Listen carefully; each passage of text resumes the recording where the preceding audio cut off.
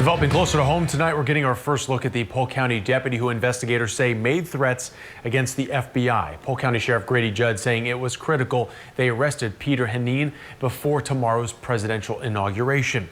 ABC Action News reporter Ryan Smith spent the evening digging into the accusations against that deputy and finds out a friend and fellow deputy turned him in.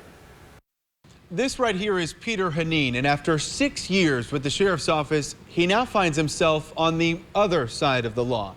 The sheriff tonight describing text messages he allegedly sent the night of the U.S. Capitol riots as, quote, absolutely frightening.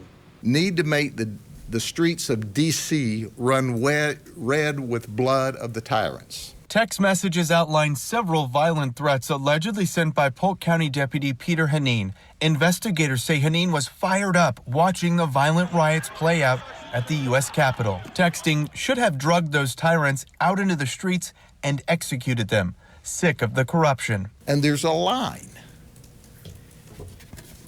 And Peter Hanine crossed the line between ugly talk and threats. That's what got him arrested. Sheriff Grady Judd says Hanine's comments targeted the FBI. Any cop or military who stands in the way is the enemy.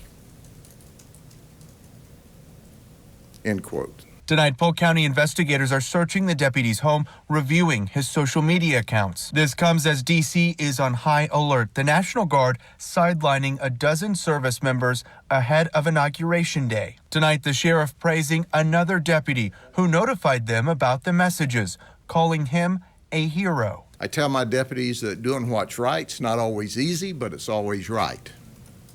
And he stood in the face of not only one of his colleagues, but one of his friends. Hanine is charged with felony for written threats. He has now been suspended while the termination process plays out. Ryan Smith, ABC Action News.